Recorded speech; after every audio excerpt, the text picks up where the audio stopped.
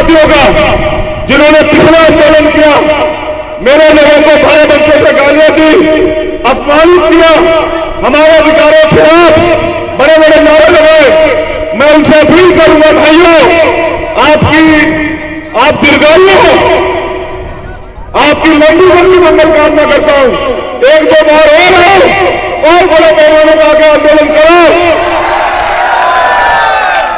जिससे मेरा टूटा फूटा है बहुजन समाज एकजुट हो जाए। तुमने एक आवाज लगाई, आज ये मंच देखो, आज ये मंच देखो, तुमने एक बार हमारे अधिकारों के खिलाफ आंदोलन किया। मैं आपका स्वागत करूंगा, आप पुनः आगे करो मेरे भाइयों। आप दीर्घायु, आपके लिए मंगल कामना। जो काम मैं नहीं कर पा रहा था वो आपने करके दिखाया, आपका कोटि कोटि धन्यवाद। कोर्ट में जैसे हमारे लोग स्वागत में खड़े होते हैं, पुलिस के लोग खड़े थे, ताली वाली मत बजाओ, सुनो सिर्फ कि कितने बड़े षड्यंत्र होते हैं। हमारे नेतागण भी सुने, माला लेके खड़े थे स्वागत में। मैंने सोचा हमारे लोग होंगे, मैंने कहा धन्यवाद। तो मुझसे कहने लगे गाड़ी आ रही है जरा इधर लॉज में, तब तक आप बैठ जाओ। मैंने भरोसा किया, क्योंकि हमारे बहुजन समाज के लोग सब पे भरोसा करते हैं। भरोसा किया, उनके कहे से बैठ गया, तो मुझे महसूस हुआ कि ये हमारे लोग नहीं है। बाद में पता चला कि वो पुलिस के लोग थे। उन्होंने मुझे 12 घंटे डिटेन रखा एयरपोर्ट पे। मैंने उसी दिन ये तय कर लिया था कि जब अब की बार मैं भोपाल आऊंगा तो अपने साथ अपने इतने भाइयों को लेके आऊंगा कि सरकार की हिम्मत नहीं पड़ेगी मुझे डिटेन करने। 1 साल के बाद वो दिन आया है। मैं आपको सामाजिक न्याय यात्रा की बधाई देता हूं। मैं आपके प्यार की, आपके विश्वास की, आपके संघर्ष की दिल से इज्जत करता हूं। लेकिन अगर मेरा दर्द आप नहीं सुनोगे और उस पर अमल नहीं करोगे तो मेरे जैसे 1 लाख चंद्रशेखर पैदा होकर काम करे, आपकी जिंदगी नहीं बदलेगी। ताली बजाना छोड़ के मेरे सीधे साधे बहुले बाले बहुजन समाज के लोगों, मेरे दर्द को सुनो। आपका अपना खून आपसे कुछ कहना चाहता है। क्या मेरा दर्द आपका दर्द नहीं है? क्या बाबा साहब अम्बेडकर का दर्द आपका दर्द नहीं है? क्या फूले, साहू, पेरियार, बिरसा,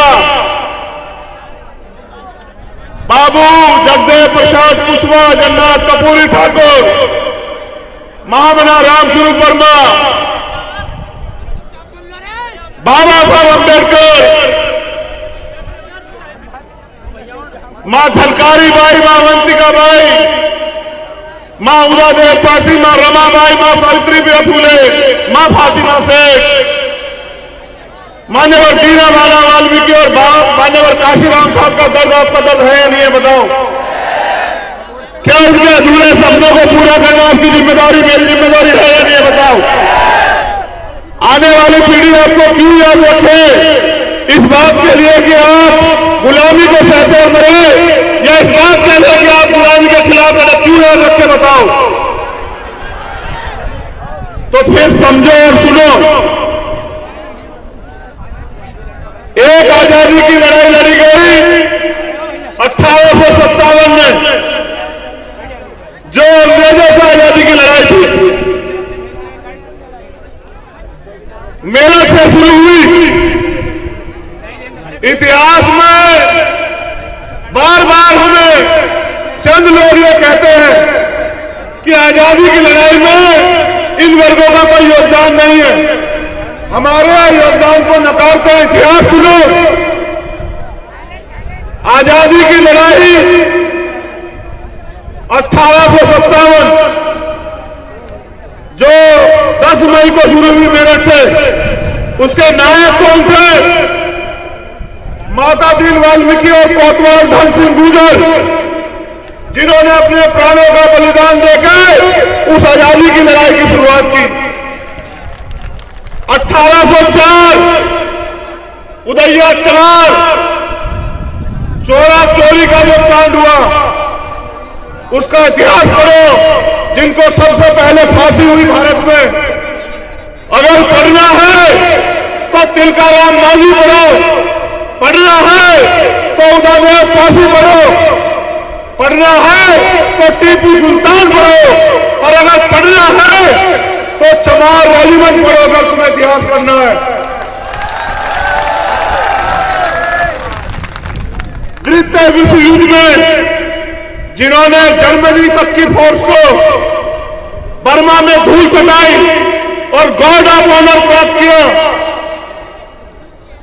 जब अंग्रेजों ने जातिगत रेजिमेंट बनाई तो चमार रेजिमेंट ने गॉर्ड ऑफ ऑनर प्राप्त किया और जर्मनी की सेना को जवाब दिया, भग्गी बढ़वा दी लोगों को।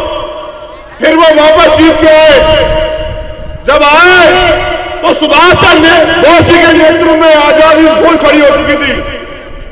अंग्रेजों ने कहा हमारे समर्पण को जानना चाहते हो? अंग्रेजों ने कहा कि चमार रेजिमेंट को लड़ना पड़ेगा आजाद हिंद फौज के खिलाफ। तो हमारी रेजिमेंट के लोगों ने कहा कि आजाद हिंद फौज के लोग देश के लिए लड़ रहे हैं, हम लोग उनके खिलाफ नहीं लड़ेंगे किसी भी कीमत पे।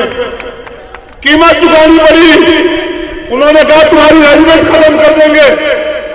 रेजिमेंट खत्म करवा ली, अपनी नौकरियां खत्म करवा ली, लेकिन अंग्रेजों के कहे से वो अपने देश के लिए लड़ने वाले आजाद हिंद फौज के खिलाफ नहीं लड़े। ये हमारा इतिहास है। ये लोग रोज बात करते हैं कि भीम आर्मी को बॉर्डर पर जाना चाहिए। मैं तो कह रहा हूं बनाओ रेजिमेंट, उन्हें बनाओ जाति की रेजिमेंट। क्या तो जाति की रेजिमेंट खत्म करो सारी, या फिर बनाओ और देखो जोहर बहुजन होगा। बनाओ पूरा रेजिमेंट, बनाओ लाला रेजिमेंट, बनाओ योगी रेजिमेंट, बनाओ चमार रेजिमेंट, बनाओ कुशवाहा रेजिमेंट। और देखो हमारा जोर कि हम शहीद आजम सरदार भगत सिंह और उधम सिंह की तरह अपने खून का एक एक कतरा अपने देश की मिट्टी के लिए अगर कुर्बान ना कर दे तब कहना। अपने मुल्क के लिए हमने क्या नहीं सहा? हमने लाठियां खाई, हमने जातिगत अपमान सहा, हमने अन्याय सहा, हमारी बहन बेटियों को बेइज्जत किया गया, हमारे बड़ों की पगड़ी उछाली गई, हमें अधिकारों से वंचित रखा गया। क्या नहीं सहा हमने अपने देश में? आज भी आजाद भारत में हम अधिकारों की बात करते हैं, आप धर्म की बात करते हो। धर्म आदमी का व्यक्तिगत अधिकार है, आप धर्म की बात करो, लेकिन आजादी के इतने दिन बाद अगर इतने बड़े वर्गों के अधिकारों की बात नहीं करोगे तो अभी इस देश में नहीं चलेगा। ये बताने के लिए हम लोग भोपाल में आए। जिन्हें इतिहास जानने का शौक हो और जो इतिहास को चुराना चाहते हो वो इतिहास को पढ़ो। क्या जानते हो प्रतिहार के बारे में? क्या जानते हो सम्राट वीर बोध गुजर के बारे में? क्या जानते हो? तुम्हें नहीं पता इतिहास, क्योंकि इतिहास लिखा तुम्हारे लोगों ने। मैं धन्यवाद देता हूं साथियों का जिन्होंने पिछड़ा आंदोलन किया, मेरे लोगों को भरे बच्चों से गालियां दी, अपमानित किया, हमारे अधिकारों के खिलाफ बड़े बड़े नारे लगाए। मैं उनसे अपील करूंगा भाइयों, आप दीर्घायु हो, आपकी लंबी लंबी मंगल कामना करता हूं। एक दो बार और बड़े पैमाने पर आगे आंदोलन करो जिससे मेरा टूटा फूटा है बहुजन समाज एकजुट हो जाए। तुमने एक आवाज लगाई, आज ये मंच देखो, आज ये मंच देखो। तुमने एक बार हमारे अधिकारों के खिलाफ आंदोलन किया, मैं आपका स्वागत करूंगा। आप पुनः आगे करो मेरे भाइयों, आप दीर्घायु, आपके लिए मंगल कामना है। जो काम मैं नहीं कर पा रहा था वो आपने करके दिखाया, आपका कोटि कोटि धन्यवाद।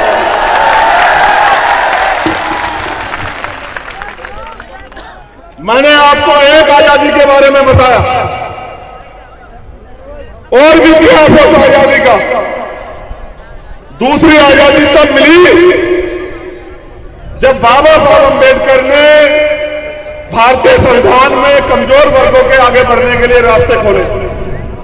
आजाद तो देश 1947 में हुआ, लेकिन असली आजादी उन 26 जनवरी 1950 को संविधान लागू होने के बाद मिली। अगर हमारा राष्ट्रीय पर्व है